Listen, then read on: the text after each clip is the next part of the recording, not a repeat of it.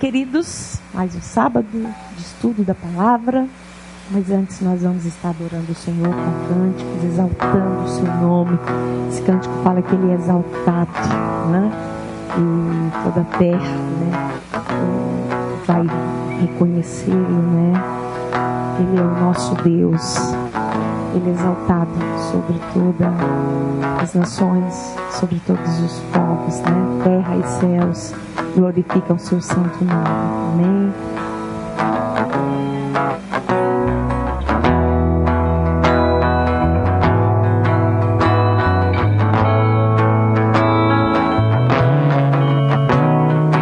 Ele é exaltado, o Rei exaltado nos céus. Eu louvarei. Ele é exaltado, para sempre exaltado o seu nome. Louvarei. Ele é o Senhor. Ele é o Senhor. Sua verdade vai sempre reinar. Terra e céus glorificam seu santo nome. Ele é exaltado, o Rei exaltado nos céus. Ele é exaltado, o Rei exaltado nos céus. Eu louvarei. Ele é exaltado, para sempre exaltado o seu nome. Louvarei.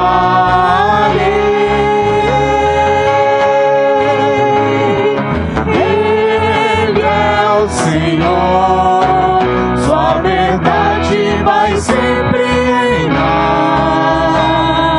Terra e céus glorificam seu santo nome. Ele é exaltado, o Rei exaltado nos céus. Ele é o Senhor. Ele é o Senhor, sua verdade vai sempre reinar. Terra e céus glorificam seu santo nome. Ele é exaltado, o Rei exaltado nos céus. Ele é exaltado, o Rei exaltado nos céus. Ele é exaltado, o Rei exaltado nos céus.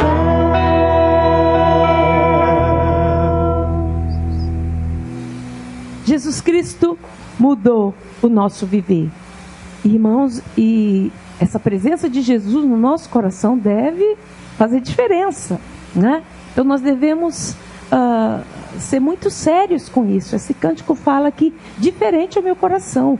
Então, se o meu coração não é diferente, né? Se as minhas atitudes não retratam o Espírito de Jesus Cristo na nossa vida, nós precisamos repensar e voltar à obediência, né? Porque realmente Jesus entra, o coração tem que ser diferente. E esse cântico é um cântico lindo, lindo, gosto muito dele. Vamos adorar. Jesus Cristo mudou o meu viver, o teu viver, o nosso viver. Amém, queridos?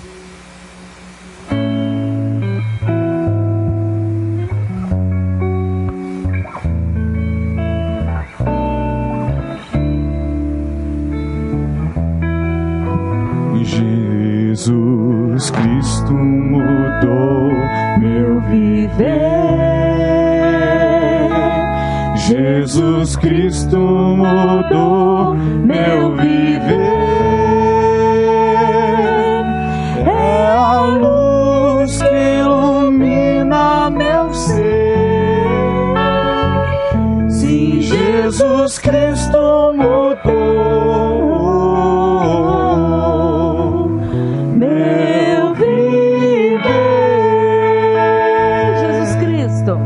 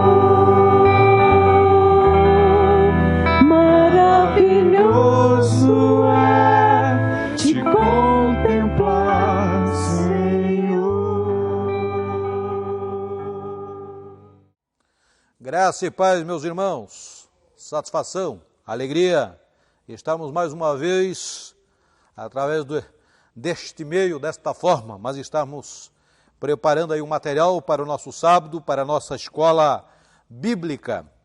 E nesses dias eu venho pregando, eu venho lendo textos que fazem parte aí da tradição do Evangelho. São textos, muitos deles, muito práticos, e especialmente quando nós pensamos aí nas parábolas. Eu tenho usado aí 2 ou 3 já nesses dias, mais ou menos numa sequência daquilo que nós vimos trabalhando como o resultado do Evangelho em nossas vidas, a presença do Evangelho em nossa vida, a presença de Cristo, a partir do momento em que nós nos convertemos e assumimos compromissos com o reino. E trabalhamos aí a questão do entrosamento na igreja, na comunidade, a vivência dos dons, no entendimento de que temos dons diferentes, temos talentos, capacidades diferentes, e também nós veremos que o Evangelho nos mostra que também haverá resultados diferentes na vida das pessoas. Por sermos diferentes, haverá também resultados diferentes. E não é que o Evangelho nos cobre que todos nós tenhamos que produzir da mesma forma. A distribuição dos talentos já é um destes exemplos muito claros de que cada um recebeu conforme a sua capacidade. E aí nós temos no Evangelho, nós temos outras ricas, belas parábolas. E uma delas é esta aqui, da lei da semeadura, ou seja, da parábola da semeadura. Dos solos diferentes, o texto que nós queremos ler hoje, dos resultados diferentes a partir de solos diferentes. Mas nós vamos ver também que não é uma questão de nós simplesmente acharmos que há um certo fatalismo, né? que o meu coração, infelizmente, a palavra de Deus não encontra guarida. No meu coração, infelizmente, não tem prazer nos caminhos do Senhor, na palavra do Senhor. A minha mente não guarda a palavra do Senhor, a minha mente não consegue se adaptar, não consegue ser transformada a um modelo do Evangelho. E nós vamos ver que também nós temos uma participação, nós temos aí uma condição de que o solo do nosso coração seja transformado, porque é preciso que nós abramos o nosso coração, a nossa mente, para receber a palavra do Senhor. Mas vamos ler a parábola do semeador, que nós encontramos em Lucas. Poderíamos ler em Mateus, mas estamos lendo em Lucas. Lucas capítulo 8, a partir do verso 4, a parábola do semeador. Diz aqui: afluindo uma grande multidão e vindo ter com ele gente de todas as cidades, disse Jesus por parábola: eis que o semeador saiu a semear. E ao semear, uma parte caiu à beira do caminho, foi pisada, e as aves dos céus a comeram a semente. Outra caiu sobre a pedra, e tendo crescida, secou por falta de umidade. Outra caiu no meio dos espinhos, e eles, ao crescerem com ela, a sufocaram. Outra, afinal, caiu em boa terra, cresceu e produziu, a 100 por 1. Dizendo isso, clamou: quem tem ouvidos para ouvir, ouça. E os seus discípulos o interrogaram, dizendo: que parábola é esta? Respondeu-lhes Jesus: a vós outros é dado conhecer os mistérios do reino dos céus.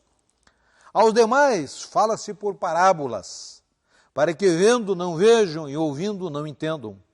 Esse é o sentido da parábola. A semente é a palavra de Deus. A que caiu à beira do caminho são todos os que a ouviram. Vem a seguir o diabo e arrebata-lhes do coração a palavra, para não suceder que, crendo, sejam salvos. A que caiu sobre a pedra são os que, ouvindo a palavra, a recebem com alegria. Estes não têm raiz, creem apenas por algum tempo, e na hora da provação se desviam. A que caiu entre espinhos são as que ouviram e, no decorrer dos dias, foram sufocados com os cuidados, riquezas e deleites da vida. Os seus frutos não chegam a amadurecer. A que caiu na boa terra são os que, tendo ouvido, de bom e reto coração, retém a palavra, estes frutificam com perseverança. Amém, meus irmãos? Então aqui, como é que nós imaginamos? Nós imaginamos Jesus rodeado não só de seus discípulos, mas de uma multidão de ouvintes. E talvez ele estivesse assentado próximo ao mar, e numa baixada, numa planície, logo à frente dele tivesse ali uma montanha, e ele estivesse olhando para a montanha, e Jesus estivesse mostrando, olha, o topo lá da montanha. O topo tem uma terra rasa, muito rasa, porque tudo é rocha e tem um pouquinho de terra. As pedras na descida, a montanha é composta de pedras. Depois, já chegando próximo da planície, aí no final da montanha, o espinheiro, típico de uma terra um pouquinho mais forte. E já na baixada, depois da planície, a boa terra, a terra fértil. Então Jesus está dizendo, olha, eu vou lhes contar uma história de uma semeadura, da semeadura da palavra de Deus. A semente é a palavra de Deus, diz o verso 11.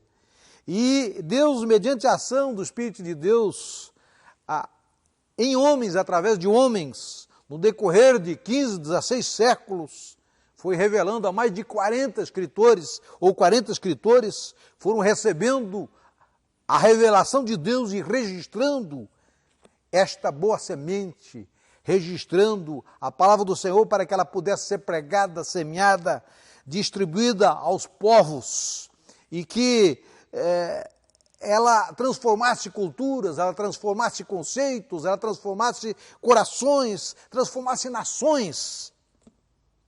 É claro que também nós temos uma parábola em que Jesus conta que sempre que a semente é semeada, ou quando a semente é semeada, o diabo, o inimigo, também semeia ali no meio o joio, o falso trigo, a falsa semente, e que quando for produzir frutos, não serão frutos de trigo em condições de serem transformados em alimento, mas produzirão cachos que são tóxicos, que não prestam e precisam ser colhidos primeiro e ser queimados. Porque toda vez e em todo lugar onde a palavra de Deus for pregada, o diabo sempre terá ali os seus falsos profetas, os seus falsos mestres, os falsos anúncios. E mesmo em dias como os nossos, nós temos por todos os lugares indivíduos com falsos anúncios. Nesses dias aí nós tivemos aí pelo mundo umas profetadas de que viveríamos aí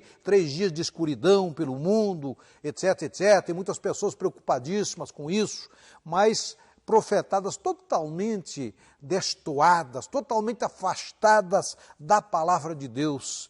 E tais homens certamente são falsos profetas, porque quando anunciam e as coisas não se cumprem. Então tem sido assim, onde a palavra de Deus é semeada, ela produz frutos, mas também sempre haverá o levante dos falsos profetas, dos indivíduos que se levantam para conturbar, e o diabo é extremamente religioso, sempre levanta indivíduos, muitas vezes com um perfil de verdadeiras ovelhas, mas por dentro são lobos, são mercenários, e é pelos frutos que nós conhecemos quem são esses indivíduos.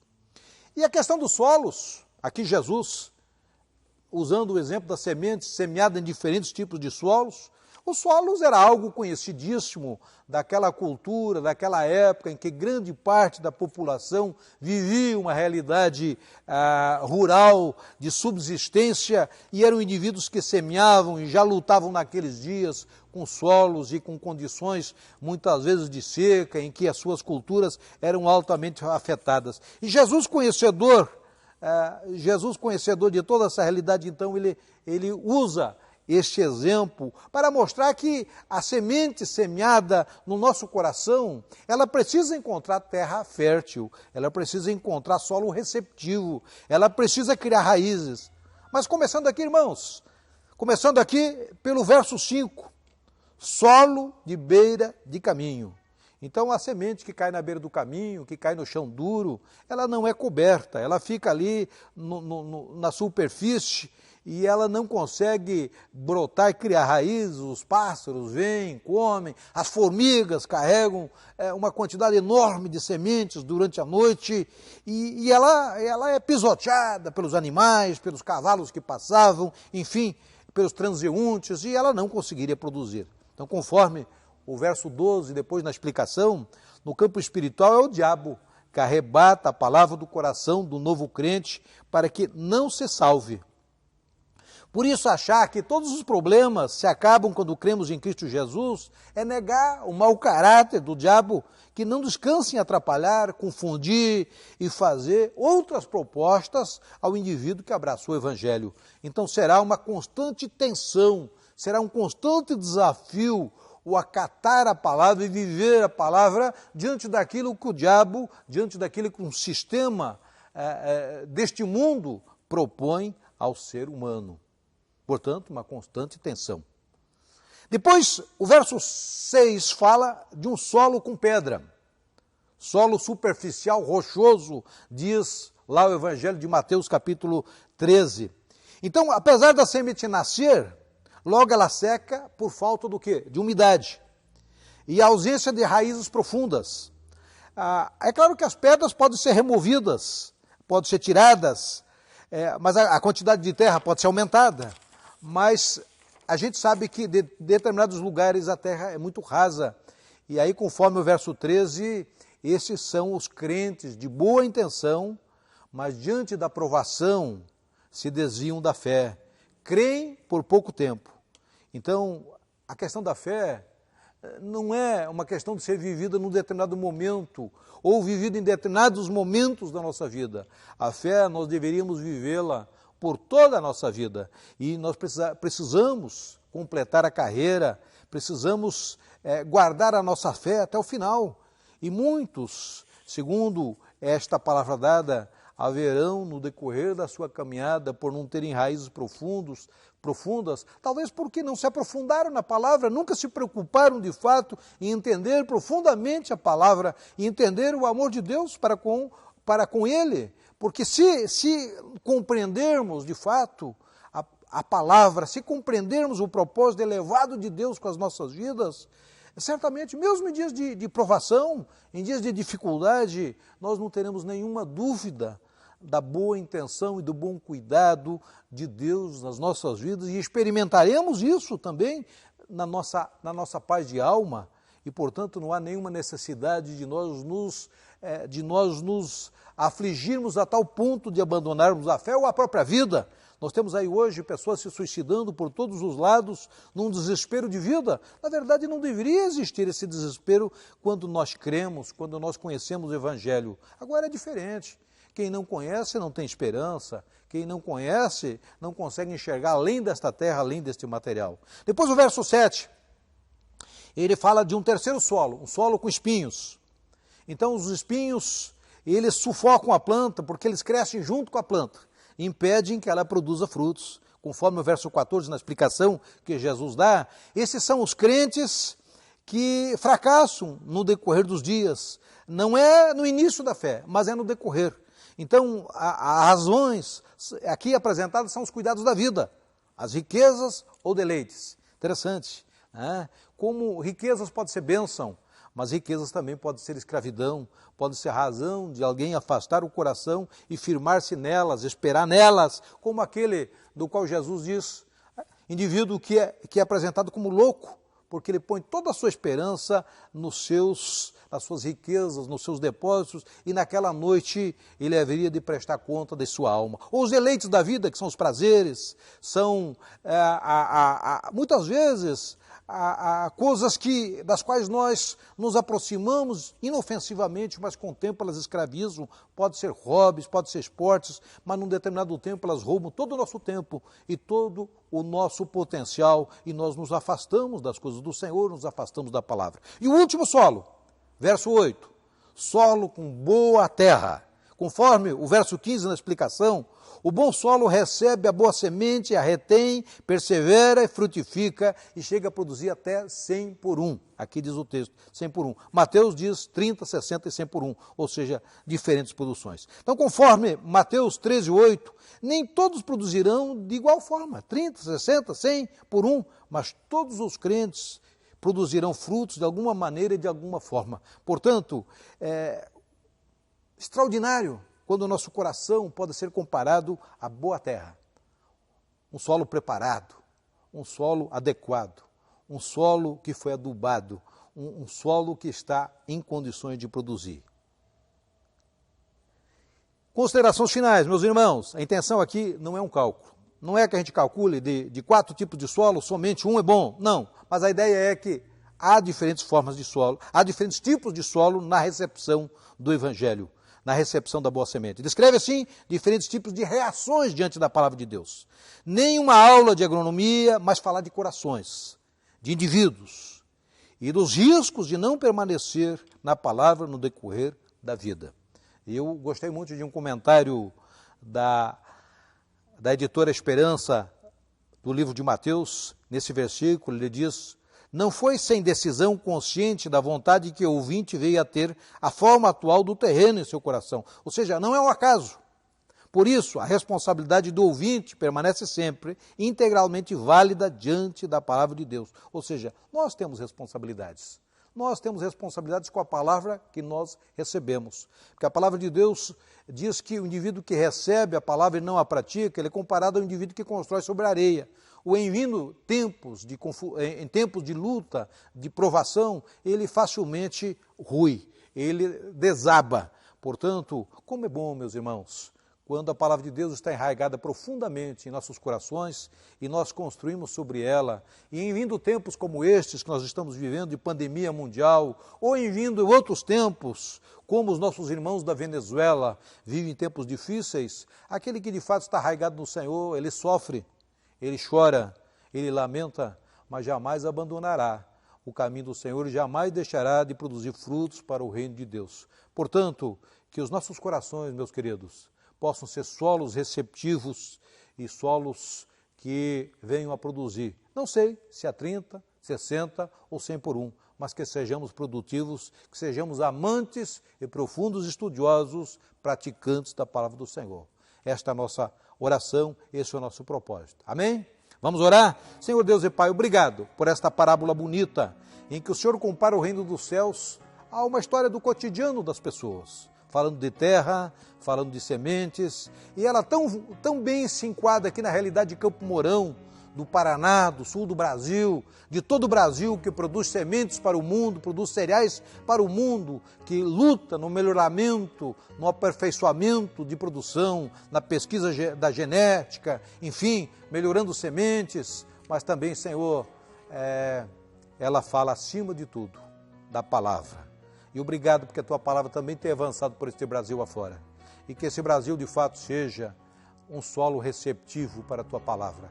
Que aqui, Campo Mourão, tenhamos, de fato, solos receptivos. Que no meio da nossa comunidade, no meio dos nossos ouvintes, tenhamos solos receptivos, bons solos, solos ricos, para armazenar a semente, para receber a semente, e que ela produza, e que assim, Senhor, o Teu reino avance, e que haja muitos frutos dignos de arrependimento, fruto do Espírito na vida das pessoas, das nossas vidas. E muito obrigado, Senhor, pelo privilégio de estudarmos a Tua palavra. E esse é um privilégio de fato, Senhor, e nós o agradecemos e agradecemos em nome de Jesus. Amém, meus irmãos? Graça e paz.